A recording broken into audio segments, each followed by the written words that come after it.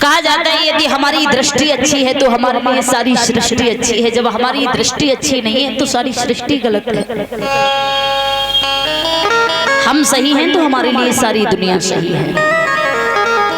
खुद को गलत कह नहीं सकते, इसलिए लोग कहते हैं जमाना खराब है। अच्छा, जमाना खराब है तो क्या क्या खराब हुआ?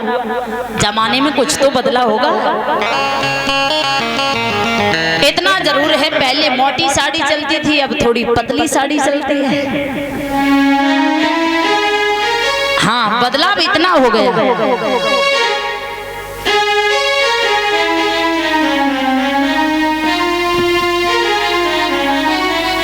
और क्या मिट्टी का कोई दूसरा रंग हो गया?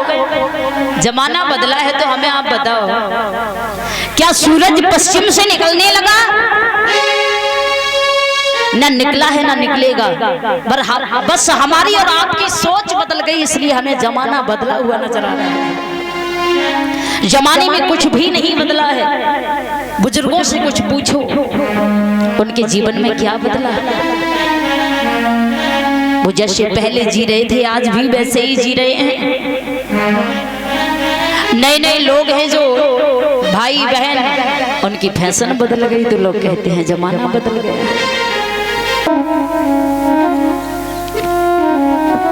अच्छा, हमारी और आपकी सोच बदल गई, बस इसीलिए जमाना बदला नजर आ रहा है। जमाने में कुछ नहीं बदला है। कहा जाता है यदि अभिमान हो जाए, घमंड हो जाए तो बस एक बार शमशान का चक्कर लगा देना। लेकिन गुरु द्रोणाचार्य ने अभिमन्यु को मारने के लिए, पांडवों की हार कराने के लिए चक्रव्यूह की रचना की। लेकिन अभिमन्यु को चक्रव्यूह में प्रवेश होना तो आता था, लेकिन बाहर निकलना उन्हें इस बात का ज्ञान नहीं था, क्योंकि अर्जुन सुभद्रा को समझा रहे थे। तो अभिमन्यु को इस बात का ज्ञान हो गया था कि हमें चक्रव्यूह में कैसे जाना है। बात पूरी नहीं हो पाई थी, तब तक सुभद्रा को नींद आ गई थी। अभिमन्यु को बाहर निकलने का रास्ता ही पता न चल सका। इसलिए तो कहा जाता है कि गर्भवती महिला को कभी मन में कोई गंदे विचार नहीं रखने चाहिए, आलस नहीं करना चाहिए। बच्चे पर बहुत बड़ा प्रभाव पड़ता है। अभिमन्यु चक्रव्यूह की लड़ाई जो लड़ना सीखा था, माँ के गर्भ से ही सीखा था। और इसीलिए तो डॉक्टर कहते हैं गर्भवती महिला के लिए टीवी देखना बंद करो। हाँ, आलस बिल्कुल खत्म कर दिया जाएगा। लड़ाई झगड़ा नहीं करना चाहिए, मन में कोई गंदगी नहीं होनी चाहिए, कभी गुस्सा नहीं होना चाहिए, चेहरे पर हमेशा प्रसन्नता होनी चाहिए। लेकिन गर्भवती स्त्रियों को अधिकतर गुस्सा आता हुआ देखा है हमने। हाँ, कहे कि सभी का प्यार मिलता है तो सिर पे सवार हो जाते हैं। हमेशा गुस्से में रहती हैं। ऐसी अवस्था में अपने बच्चों के भविष्य के बारे में सोचना चाहिए कि हमारा असर हमारे बच्चे पर पड़ेगा। हमें कैसे रहना चाहिए वो आप पर निर्भर है। बच्चे का भविष्य बनाना माँ के ऊपर होता है। सारा कंट्रोल रिमोट माँ के हाथ में होता है। महाराज जब गुरु द्रोणाचार्य ने चक्रव्यूह की रचना की, हर किसी ने मना कर दिया, लेकिन अभिमन्यु ने कहा हमें चक्रव्यूह की लड़ाई करनी आती है, अच्छी तरह से चले गए। लेकिन महाराज अभिमन्यु उस चक्रव्यूह में मारे गए अर्जुन उस चक्रव्यूह को तोड़ना भी जानते थे, लेकिन वो उस पार थे।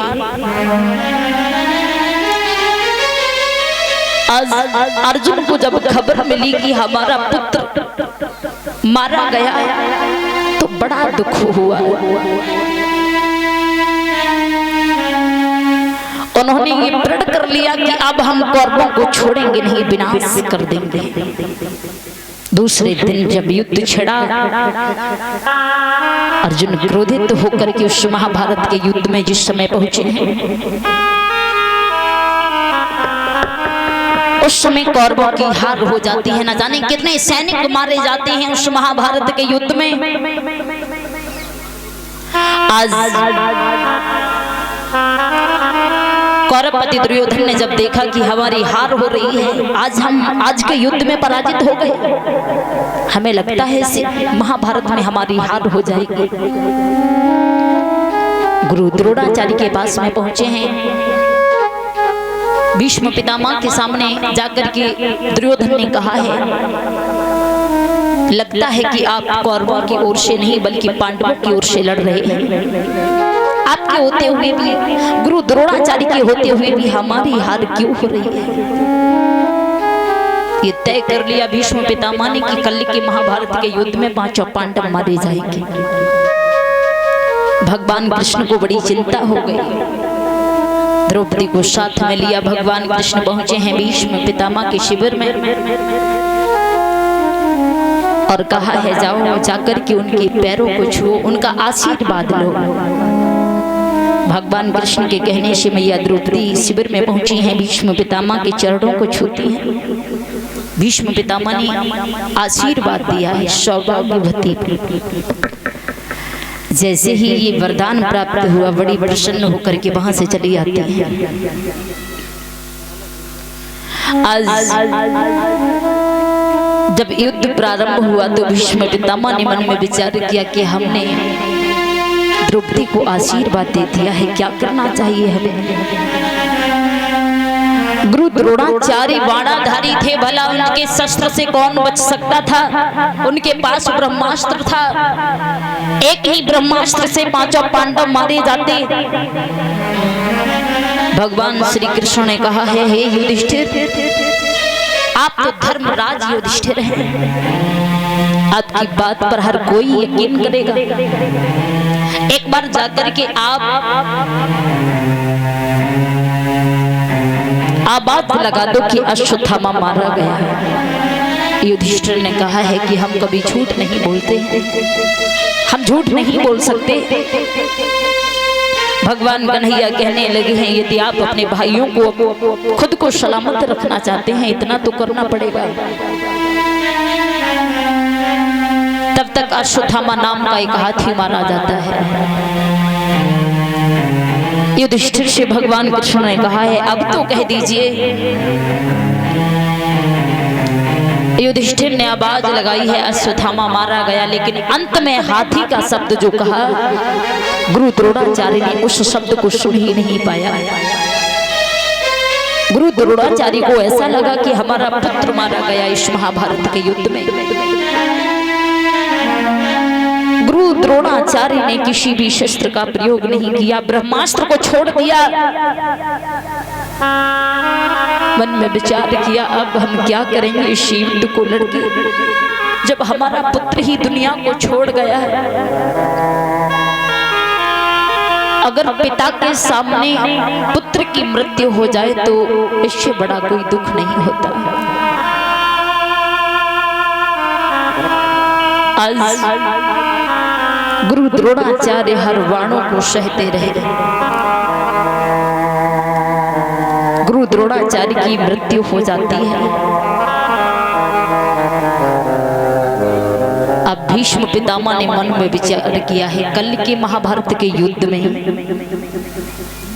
कर्ण को सेनापति बनाया जाए, तभी कौरवों की जीत होगी। हमें नहीं लगता कि उनकी जीत हो सकती है। जब भगवान श्री कृष्ण को पता चला कि कर्ण को सेनापति बनाया गया है, कर्ण के पास ऐसे 5 बाण हैं परशुराम जी के दिए हुए, जिन बाणों का यदि प्रयोग किया तो पांचों पांडव मारे जाएंगे। भगवान कृष्ण माता कुंती के पास पहुंचे हैं, कहा है बुआ जी आप हमारे कहने से जाकर के कर्ण के पास जाइए और कर्ण को बताइए कि वो तुम्हारा पुत्र है। माता कुंती भगवान कृष्ण की बुआ लगती थी।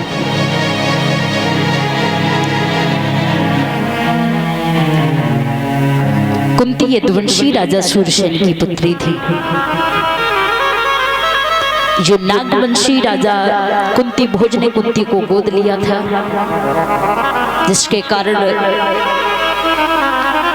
उनका नाम कुंती पड़ा था। और कुंती भोज ने कुंती को पांडव के लिए ब्याया था।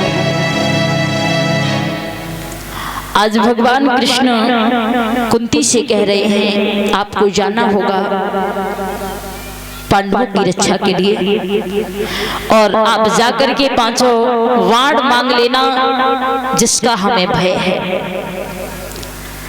आज माता कुंती कहने लगी कृष्ण हम जाकर के कैसे बताएं, वो कर्ण हमारा बेटा है, कैसे कहें हम जाकर के। महाराज कर्ण ने आते हुए माता कुंती को जैसे ही दरबार में देखा, हाथ जोड़ करके प्रणाम किया है।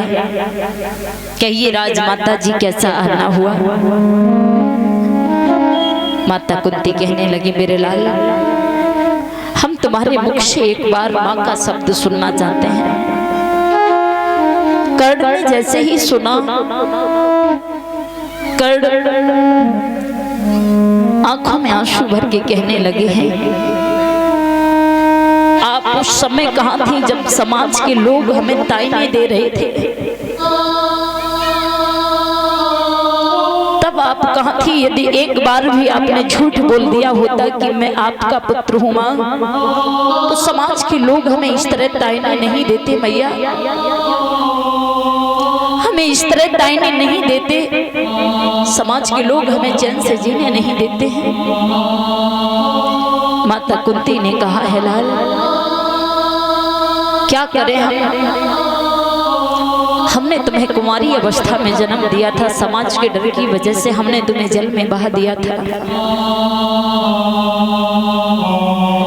जब ये बात कर्ण ने सुनी, कहा है माँ अब आप ये बताओ हमें आप हमसे क्या मांगना चाहती हो। आपने जो हमें बताया, लेकिन हमारे भाइयों को मत बताना कि मैं उनका भाई हूँ। कल के युद्ध में हम सेनापति चुने गए हैं। आज महाराज उस कर्ण ने माता कुंती का सम्मान किया है। माता कुंती ने दान में वो 5 बाण मांग लिए। बाणों को लेकर के माता कुंती लौट करके आई है। जब सवेरा हुआ है, सवेरा होने के बाद आज सेनापति बन करके कर्ण उस महाभारत के युद्ध में पहुंचे हैं। उन्हें पता था कि आज हमारी हार हो जाएगी। जिस समय युद्ध के मैदान में पहुंचे, जैसे ही अर्जुन ने बाण छोड़ा तो कर्ण का रथ 7 कदम पीछे हट जाता है। और जैसे ही कर्ण ने अपना बाण छोड़ा तो केवल अर्जुन का रथ 2.5 कदम पीछे हटा।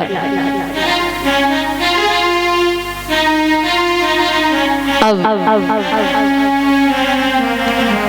अर्जुन बहुत प्रसन्न है,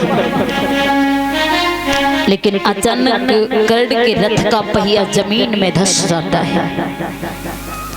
कर्ण अपने रथ से उतर के जैसे ही पहिया को निकालने के लिए झुके हैं, भगवान योगी राज कृष्ण ने अर्जुन की ओर इशारा कर दिया। अर्जुन ने बाण छोड़ दिया है। बाण लगते ही कर्ण की मृत्यु हो जाती है। आज महाराज उस महाभारत के युद्ध में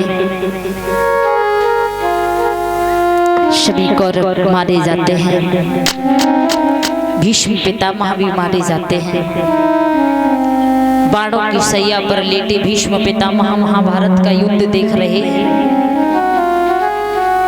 भीम ने दुर्योधन की जंघा को तोड़ दिया है।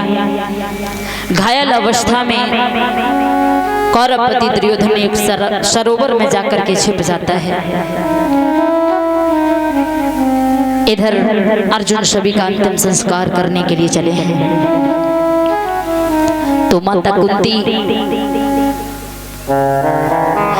कुंती कहने लगी हैं, बेटा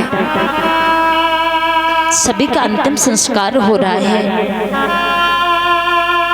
इस कर्ण का भी अंतिम संस्कार कर दो। अर्जुन ने जैसे ही सुना जवाब दिया, क्या कह रही हो आप? अरे ये कर्ण तो हमारा सबसे बड़ा दुश्मन है और आप इसके अंतिम संस्कार के लिए हमसे कह रही हो। आज माता कुंती कहने लगी, मेरे लाल कैसे कहें हम कि ये तुम्हारा भाई है, तुम्हारा बैरी नहीं।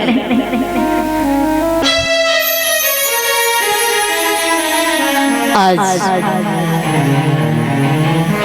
रोते रोते सभी का अंतिम संस्कार किया है और युधिष्ठिर ने श्राप दिया है, मां आपको ही नहीं, आज से हम हर नारी जाति को श्राप दे रहे हैं कि कोई भी नारी के पेट में कोई बात रुक नहीं सकती, छिपा कर भी कोई नारी किसी बात को छिपा नहीं सकती। युधिष्ठिर ने श्राप दिया है और वो श्राप माता कुंती को ही नहीं बल्कि हर नारी को श्राप लगा हुआ है। मैया हर नारी को श्राप लगा है। अच्छा यदि मायके से कोई खबर आए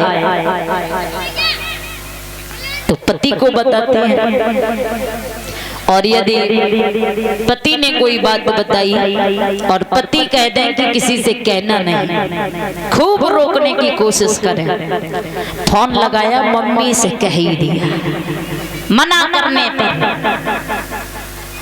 बात नहीं छिपती है। युधिष्ठिर का श्राप हर नारी को लगा हुआ है क्योंकि माता कुंती ने गलत किया था उस बात को छिपा करके। यदि माता कुंती वो गलती नहीं करती तो नारियों को ये श्राप नहीं लगता।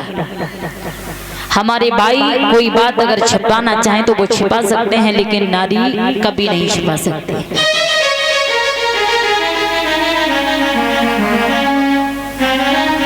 आज उस महाभारत के युद्ध में सभी कौरव मारे जाते हैं और पांडवों की विजय हुई, क्योंकि हमेशा सत्य की जीत होती है। धर्म की विजय हुई, अधर्म का नाश हुआ। इसलिए धर्म के रास्ते पर चलते रहिए। भले ही जीवन में कितनी भी कठिनाइयां क्यों ना हो, लेकिन कभी भी हिम्मत नहीं हारनी चाहिए। कहा जाता है कि सक्सेस होने के लिए हार्ड वर्क नहीं बल्कि स्मार्ट वर्क करने पड़ते हैं। कड़ी मेहनत नहीं, अच्छे कर्म करने पड़ते हैं।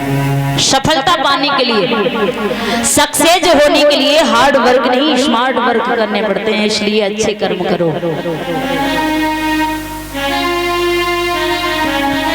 आज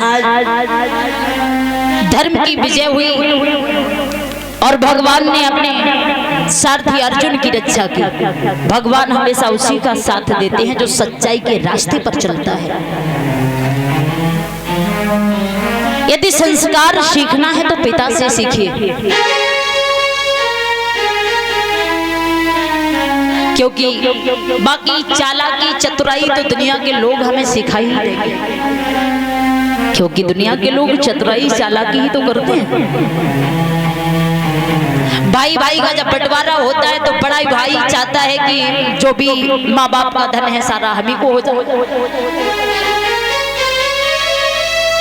इसलिए कहते हैं यदि संस्कार प्राप्त करने हैं तो माता पिता से सीखिए, चालाकी तो दुनिया सिखा देगी, लेकिन जिंदगी का दूसरा नाम संघर्ष है। न जाने दुनिया में कितने लोग कितनों को सताते हैं, क्या वो सभी मर जाएंगे, आत्महत्या कर लेंगे दुखी होकर के?